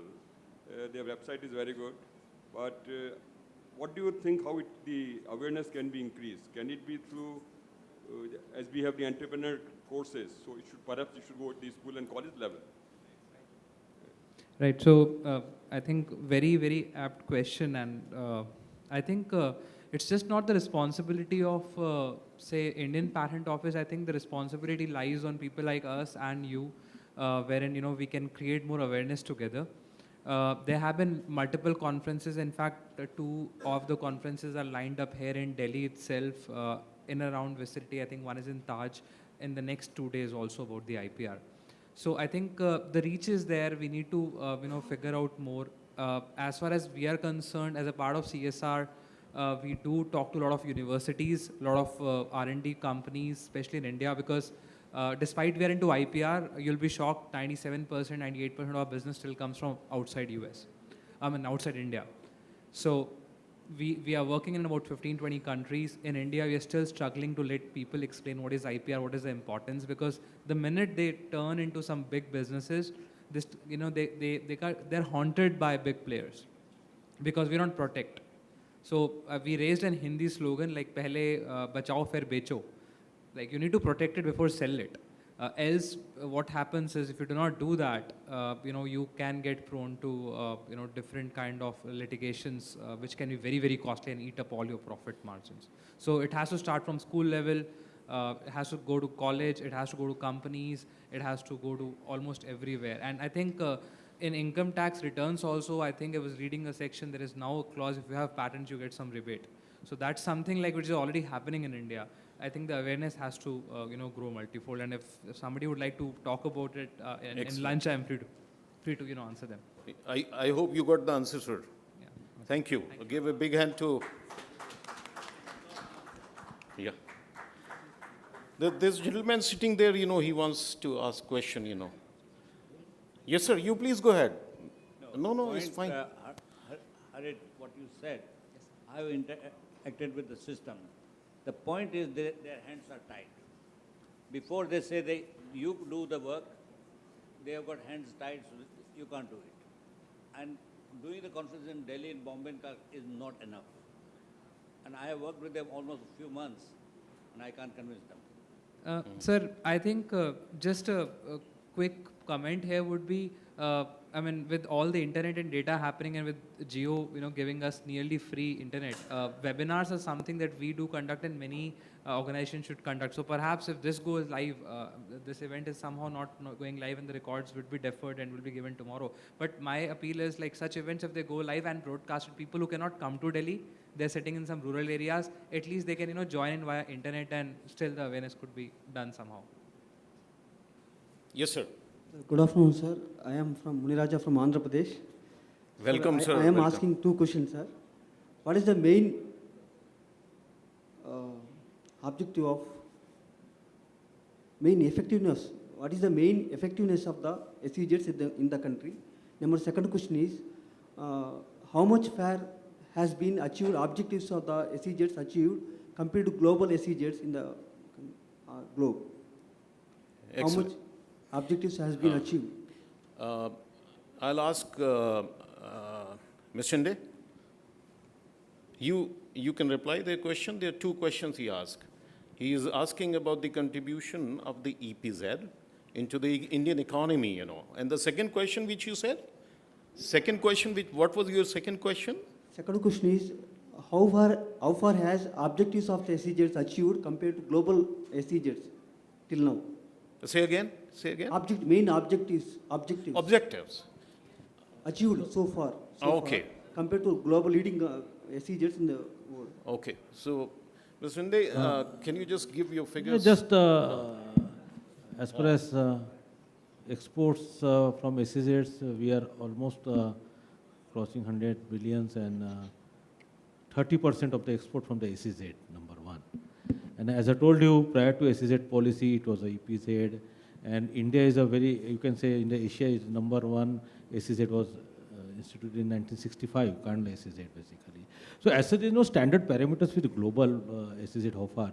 But it's a mission where we can have our own objectives, and definitely we can see that the operational SEZs, 65% of the sanctioned SEZs are already operational basically.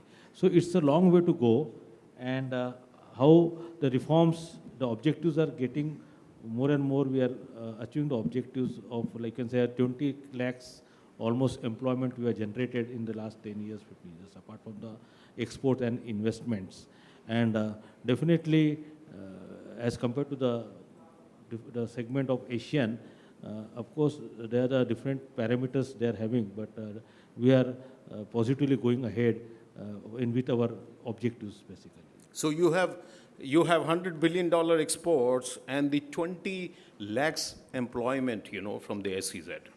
That's what the Development Commissioner says, That's authentic figure, So the advantage, SEZ has already come in, There are so many people will talk about against and favor, But you just can't. I mean, it's already there, Right?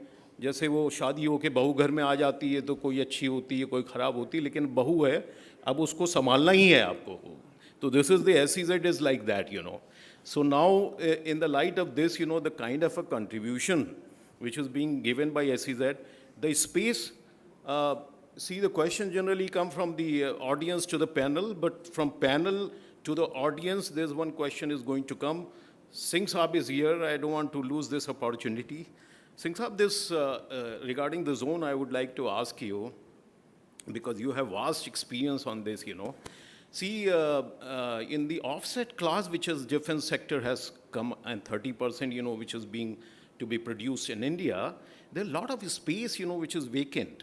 Now, a lot of EPZ, SEZ, whatever you call it, there is a lot of space vacant, And when it has come, there were certain rules and regulations, and then after that, the income tax stuff came, MTT and all that stuff, and the people are now coming out.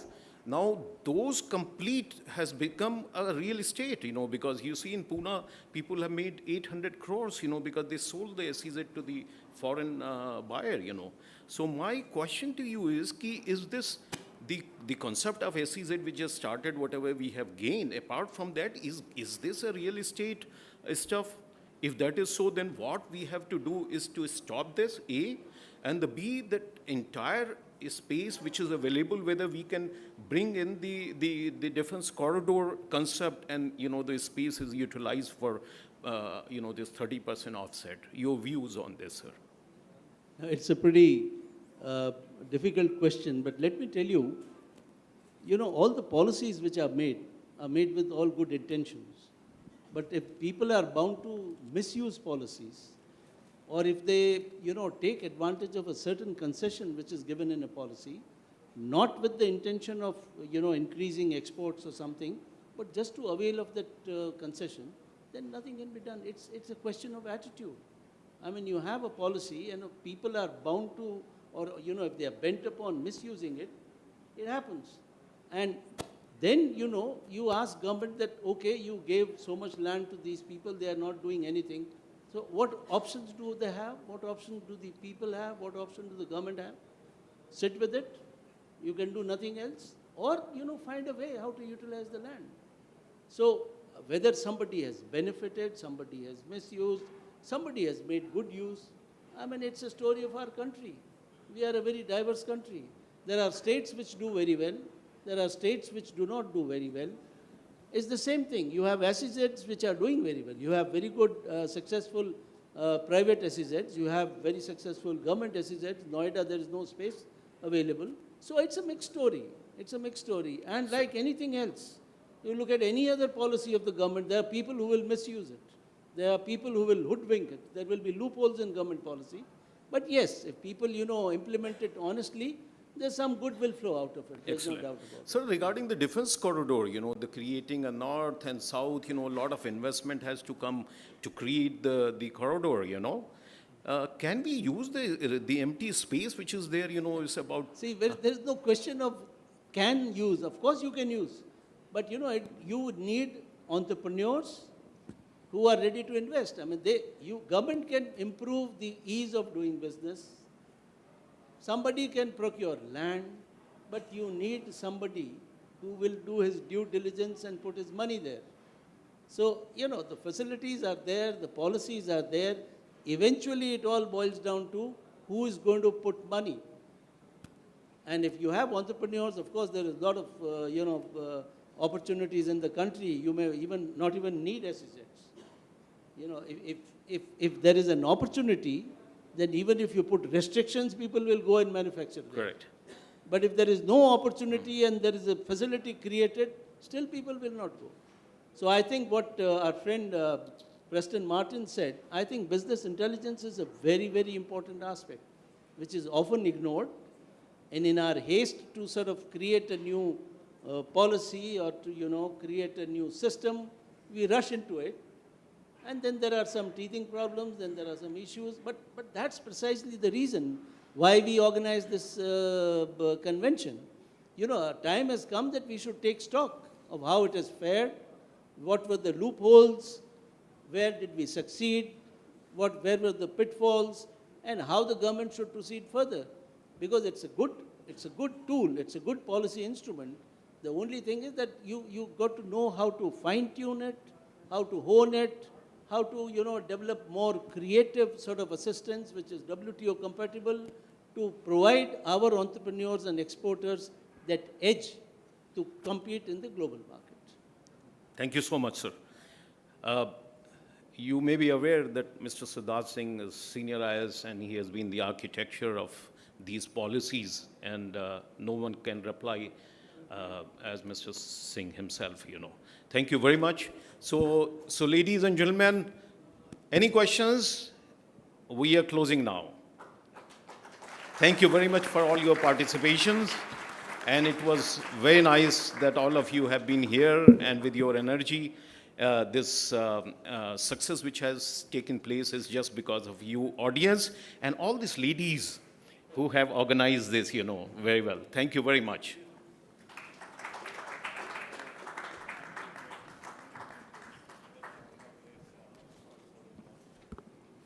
Thank you, Mr. R.K. Sahai, for your very kind words. I would invite you to felicitate all of our first-time speakers. Mr. R. Preston Martin. A round of applause, please, ladies and gentlemen. Mr. O.P. Mishra.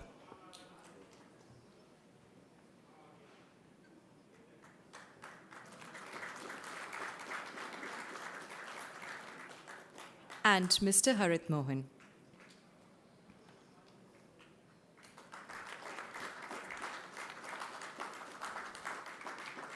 This has been such an engaging discussion. I think I speak for everyone here that we've all gained a comprehensive insight into SEZs. I invite all of you in front for a group commemorative picture.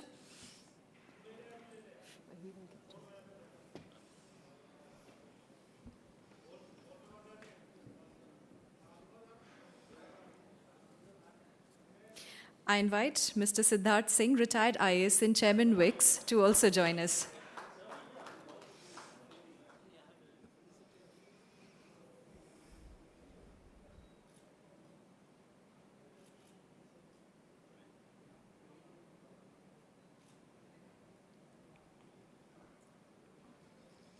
I also request Mr. Siddharth Singh to felicitate our very enthusiastic moderator, Mr. R.K. Sahai.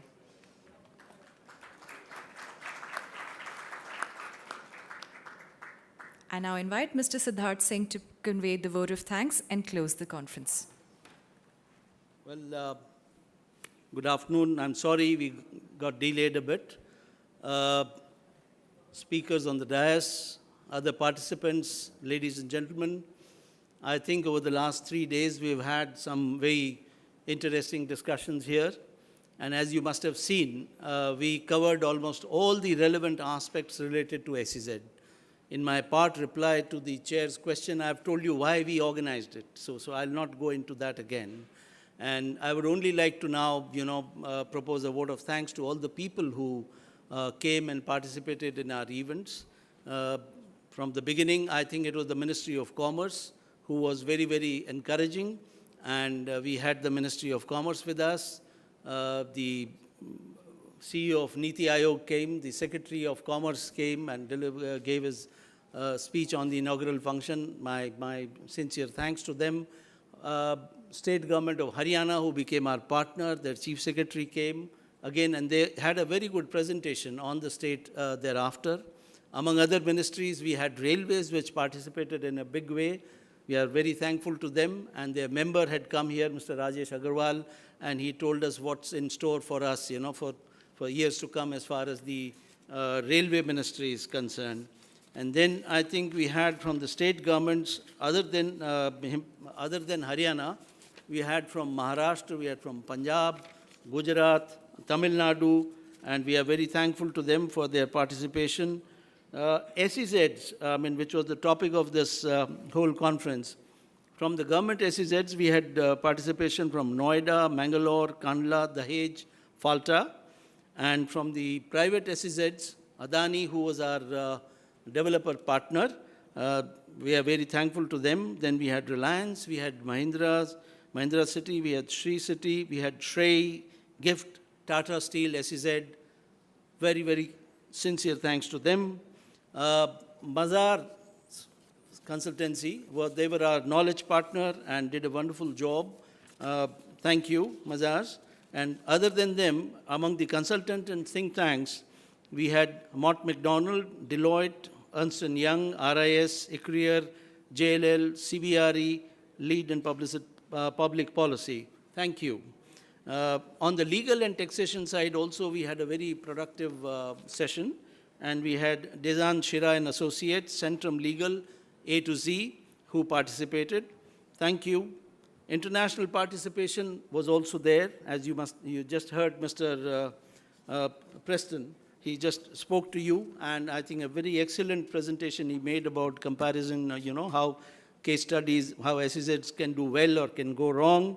We also had the OCO Global, Mr. Mark O'Connell, and from Bangladesh, our neighbor, we had Mr. Mustafa, who came and told us about the Kishoreganj Economic Zone and the Chatak Economic Zones, which are coming up in Bangladesh. Then there were some special presentations which were made on railways by the government of Haryana, on FTA, and also a very interesting presentation on Chahbahar, which is a SEZ which government of India, the shipping ministry, is creating in Iran. So that was also there. My sincere thanks to all of them for coming here and participating. Besides these people, we had the infrastructure providers, STPI, Airport Authority of India, ILFS, GIDC, and GEZ City.